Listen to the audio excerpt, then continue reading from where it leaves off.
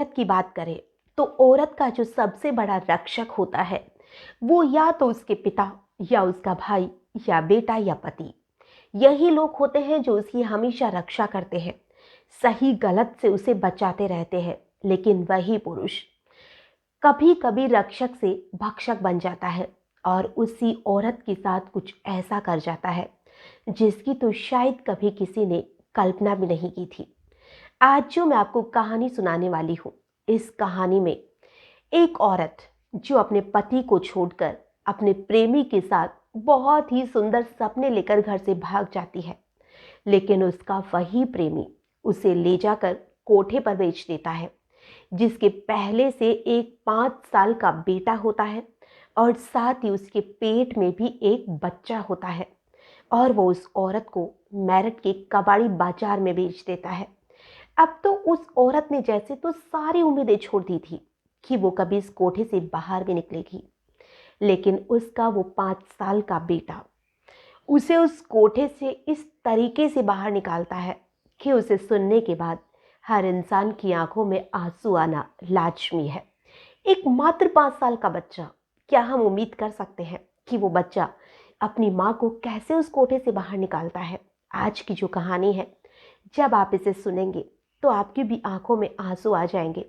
और ये कहानी उन लड़कियों के लिए एक बहुत बड़ा सबक हो सकती है जिन्हें लगता है कि उनके घर वाले उनके ऊपर कुछ ज़्यादा ही रोक टोक करते हैं, उन्हें आज़ादी की ज़िंदगी चाहिए और वो इसीलिए अपने घर परिवार को छोड़कर दूर चली जाती है या किसी ऐसे ही इंसान के झांसे में आ जाती है जो कि उसके साथ कुछ गलत कर जाता है। आज की जो कहानी है एक बहुत ही बड़ी शिक्षाप्रद कहानी भी हो सकती है और साथ ही एक बहुत ही ज़्यादा मार्मिक कहानी भी हो सकती है। नमस्कार, आदाब, सत श्री अकाल। मैं हूं नंदिनी यादव। आज की जो कहानी है, इस कहानी की शुरुआत होती है उत्तर प्रदेश के मेरठ में एक कबाड़ी बाजार पड़ता है और उसी कबाड़ी बाजार में खुलेआम कोठे पर धंधा होता है और उसी कोठे के बिल्कुल सामने पुलिस स्टेशन भी बना हुआ है। पुलिस की इन पर कोई रोक टोक नहीं होती है क्योंकि ये जो कोठे की मालकिन होती है वो पुलिस को पैसे देती रहती है और साथ ही जो कोठे हैं उन पर कानून की भी कोई रोक टोक नहीं होती है। वहाँ पर सिर्फ तभी रेड मारी जाती है जब ये पता चलता है कि यहाँ पर किसी लड़की को जबरदस्ती लाया गया है, वरना वैसे जो कोठे हैं वो खुलेआम चलते रहते हैं। और आज की जो कहानी है इसमें भी पुलिस ने कोई मदद नहीं की थी, बल्कि इसमें मदद की थी वहीं पर मेरठ में ही एक संकल्प संस्था है और उसकी मालकिन है अतुल शर्मा। जो अतुल शर्मा है उन्होंने बहुत सी लड़कियों को कोठों से आज़ाद करवाया है और उनकी लाइफ को संवारा है। आज की जो कहानी है ये भी उन्हीं की जुबानी है जो उन्होंने खुद मीडिया से कही थी। और इस कहानी में उन्होंने बताया था कि एक लड़की जिसका नाम सुमन था, वो लड़की रहने वाली तो पंजाब की थी, लेकिन जब वो बहुत छोटी थी तभी उसके घर वाले हैदराबाद शिफ्ट हो जाते हैं और वहीं पर उसका पालन पोषण किया जाता है। और अब जो वो सुमन थी उसके माता पिता की मौत हो जाती है। उसका एक भाई था, भाई ने उसकी शादी कर दी और अब शादी करने के बाद में उसके एक बेटा हो जाता है जो कि 4 साल का था और 4 साल और कुछ महीने का वो था। और तभी वो प्रेग्नेंट होती है, उसके पेट में एक और बच्चा होता है। और अब उसके जब पेट में बच्चा होता है तो जो उसका प्रेमी था वो सुमन को झांसे में लेता है और उसे वहाँ से यानी कि हैदराबाद से भगाकर मेरठ के कबाड़ी बाजार में लाकर उसे बेच देता है। जो सुमन थी वो नहीं समझ पा रही थी कि आखिर उसके साथ क्या हो रहा है, क्यों हो रहा है। बस रोती थी, बिलखती थी, लेकिन अब उसके पास कोई भी रास्ता नहीं था। और कुछ ही महीनों के बाद में, जब तक तो उसके साथ कुछ भी कोई धंधा वगैरह उसे नहीं करवाया जाता है, लेकिन जब उसके बच्चा हो जाता है यानी कि वो एक बेटी को जन्म देती है और बेटी को जन्म देने के 1 महीने के बाद में उसे फिर धंधे पर उतार दिया जाता है और उसके जो बच्चे थे वो भी कोठे पर ही रहा करते थे। हम आपको बताते चले कि अगर कोठे में काम करने वाली किसी भी लड़की के बच्चे पैदा हो जाते हैं तो उन बच्चों को वहीं पर एक अलग जगह पर रख दिया जाता है ताकि वो अपनी माँ के साथ रह सके। और अगर उसकी माँ उन्हें बाहर भेजना चाहती है तो वो बाहर भी भेज सकती है। लेकिन यहाँ पर जो सुमन थी उसका बेटा राजू और उसकी जो छोटी सी बिटिया थी उसका नाम था मोटू। वो उसी कोठे पर रहा करते थे। और अब जो उसका वो बेटा राजू था वो 5 साल का था। हालांकि वो, इसके लिए हम कह सकते हैं कि उस बच्चे में उम्र से कहीं ज्यादा समझदारी थी, क्योंकि 5 साल का बच्चा तो सही गलत जानता ही नहीं है। लेकिन जो राजू था, जब उसकी माँ किसी भी कस्टमर के साथ अंदर जाती थी तो वो उस चीज का विरोध करता था कि मेरी माँ क्यों जाती है, क्योंकि वो अलग अलग आदमियों के साथ अंदर जाती थी। तो उसे बहुत गुस्सा आता था, वो रोता था, चीखता था, चिल्लाता था। लेकिन जो वो रोता था, बिलखता था, तो जो कोठी की मालकिन थी वो उसे मारा करती थी, पीटा करती थी। लेकिन जो राजू था वो फिर भी हार नहीं मानता था। वो बार बार यही कहता था कि मेरी माँ अंदर नहीं जा सकती है। और जब वो ज्यादा ही इस चीज का विरोध करने लग गया तो जो कोठे की मालकिन थी उसने उस लड़के को मारा, पीटा और उस कोठे से बाहर भगा दिया। हालांकि जो उसकी माँ थी उसने इस चीज का बहुत विरोध किया कि वो कभी कुछ नहीं कहेगा, मैं उसे समझा दूंगी, आप उसे बाहर मत भेजो। लेकिन जो मालकिन थी उसने साफ शब्दों में कह दिया कि अब ये कोठे पर नहीं रह सकता है। अब जो 5 साल का राजू था वो आखिर क्या करता। वो कोठे के बाहर जाता है और वहीं पर जो कबाड़ी बाजार था वहीं पर एक चाय की थड़ी पर वो कप प्लेट धोने का काम करने लग गया। लोगों को वो चाय भी देने जाता था। और अब तो वो चाय देने उस कोठे पर भी जाने लग गया। अब वो अपनी माँ का कोई विरोध नहीं करता था, ना ही वो ज्यादा बात करता था। बस वो जाता और अपनी बहन के साथ थोड़ा बहुत वक्त बिताता और आ जाता। अब जो कोठे की मालकिन थी वो भी उस लड़के को कुछ नहीं कहती थी, क्योंकि वो विरोध कर नहीं रहा था। और मालकिन की भी ये जानती थी कि 5 साल का बच्चा और तो कर भी क्या सकता है, ज्यादा से ज्यादा ये रो सकता है। अब मालकिन कोई विरोध नहीं करती थी और इन सारी चीजों को 6 महीने बीत जाते हैं। यानी कि अब जो राजू था वो 6 महीने से कोठे के बाहर ही जो चाय की थड़ी थी उस पर काम कर रहा था। वक्त अपनी रफ्तार से दौड़ रहा था। एक दिन जो राजू था, जो अतुल शर्मा मैम थी, वो उस कोठे पर 10 दिन से, 15 दिन से, महीने से आती जाती रहती थी, क्योंकि वो चाहती थी कि यहाँ पर किसी भी लड़की को मजबूरी में नहीं रखा जाए। यहाँ पर सिर्फ वही लड़कियां धंधा करे जो अपनी मर्जी से आई है। हालांकि मर्जी से कोई भी कोठे पर नहीं जाता है, लेकिन फिर भी जो कोठे वाली लड़कियां थी उन्हें डराया जाता था, उन्हें धमकाया जाता था, जिससे कि वो विरोध नहीं करती थी और वो यही कहती थी कि वो अपनी मर्जी से इस कोठे पर आई है। अब जो अतुल शर्मा थी वो उस कोठे पर जाकर वापस आती है, तभी उसे जो राजू था वो मिल जाता है और वो उन्हें चुपके से कौनी मारता है और उन्हें कहता है कि ए मैडम, मेरी बात सुनिए। तो अतुल शर्मा चौंक जाती है कि ऐसी लैंग्वेज में बोलने वाला कौन है। तो राजू जो था वो कहता है कि मेरे पास मत आना, बस मेरे पीछे पीछे आना। और वो अतुल शर्मा मैम को वहीं पर एक मस्जिद थी उसके पास में ले जाता है, जो कि गलियों से होकर एक रास्ता जाता था।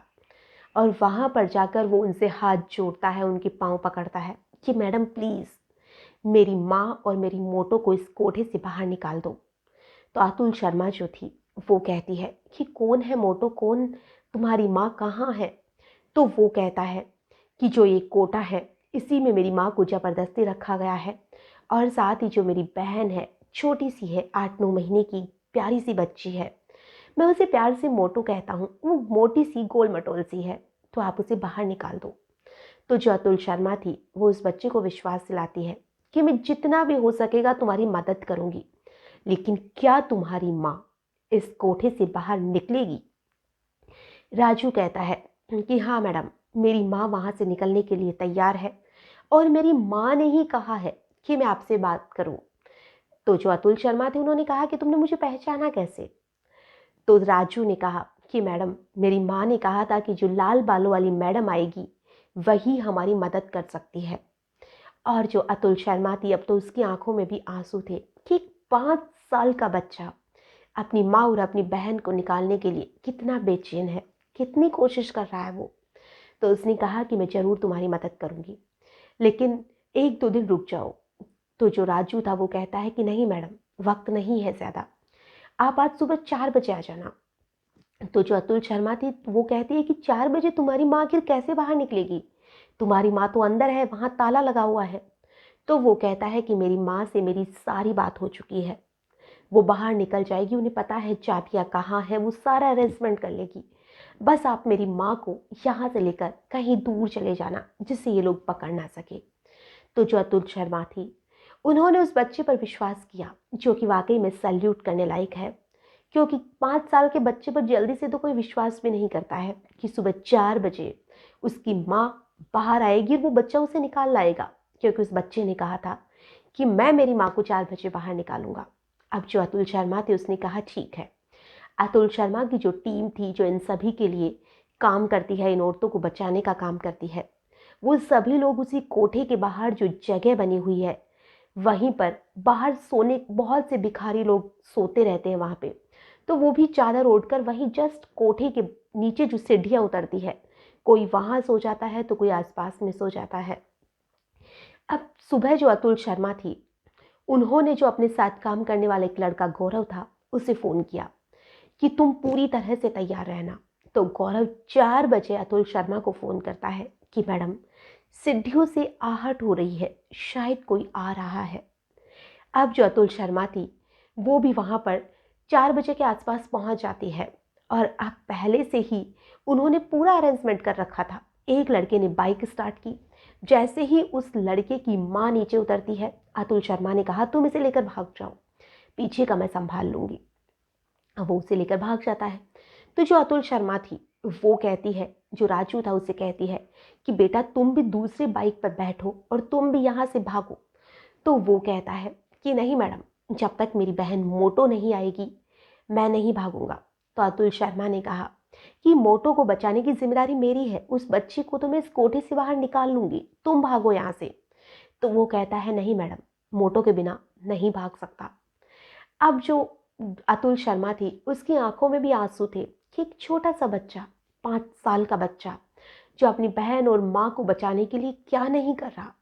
उसे ना ही कोई डर है, ना ही उसे खुद के मरने का डर है, ना ही उसे किसी और का डर है।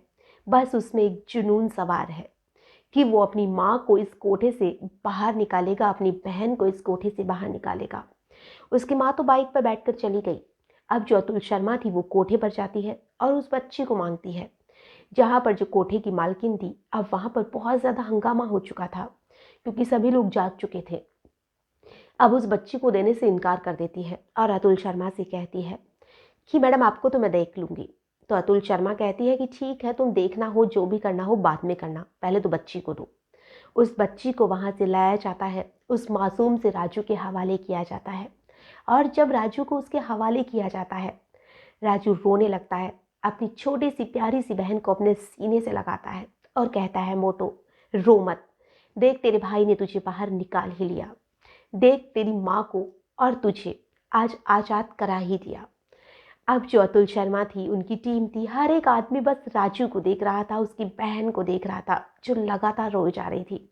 और वो उस बच्ची को दूध लेकर आता है, उसे पिलाने की कोशिश कर रहा था, लेकिन वो छोटी सी बच्ची अभी दूध पीना भी ढंग से नहीं जानती थी। अब जो राजू था और मोटो थी, उसे अपनी माँ के पास पहुंचा दिया जाता है।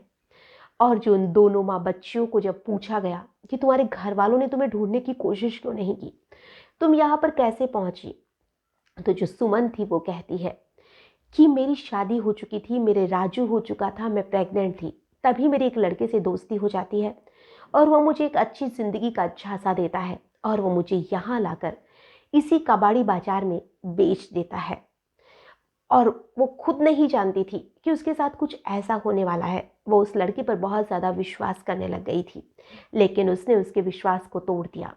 अब सुमन के पास रहने के लिए कोई जगह नहीं थी क्योंकि उसके जो पति था, उसने उसे ढूंढने की कोशिश नहीं की कि अगर किसी के साथ भाग गई तो फिर मुझे उससे कोई लेना देना नहीं है। साथ ही उसके भाई ने भी उसे ढूंढने की कोशिश नहीं की कि अगर भाग ही गई तो फिर छोड़िए, हमें नहीं ढूंढना। और जो प्रेमी था, उसका तो कोई अता पता ही नहीं था। अब जो सुमन थी, उसको अतुल शर्मा मैम ने रोजगार दिलाने की कोशिश की कि कहीं से भी अपना पेट भर लेगी। और जो राजू है और मोटो है, उसे वो कैसे ना कैसे मेहनत मजदूरी करके पाल ही लेगी। आज की जो कहानी है, इसे सुनाने का हमारा उद्देश्य ना ही किसी को भी परेशान करना है, ना ही किसी का भी दिल दुखाना है। हमारा उद्देश्य बस इतना सा है कि अगर किसी भी लड़की के ऊपर उसके घर वालों का साथ होता है या घर वालों का हाथ होता है, तो वो लड़की आज पूरी तरह से सुरक्षित होती है। लेकिन अगर कोई भी लड़की ये सोचती है कि वो अपने घर परिवार में सुरक्षित नहीं है, उसे आज़ादी चाहिए, या वो किसी ऐसे ही लोगों के झांसे में फंस जाती है जो उसे बहुत सी बार ले जाकर कहीं बेच देते हैं, या उसके साथ बहुत सी बार कुछ बुरा करवा दिया जाता है, जिसकी वजह से उन लड़कियों की लाइफ पूरी तरह से खराब हो जाती है। आप जहाँ पर भी रहे, जल्दी से किसी पर विश्वास मत करिए, क्योंकि वक्त बहुत ज़्यादा खराब हो चुका है। ना जाने किस इंसान में राक्षस छुपा हुआ है और वो आपके साथ कब क्या कर जाए।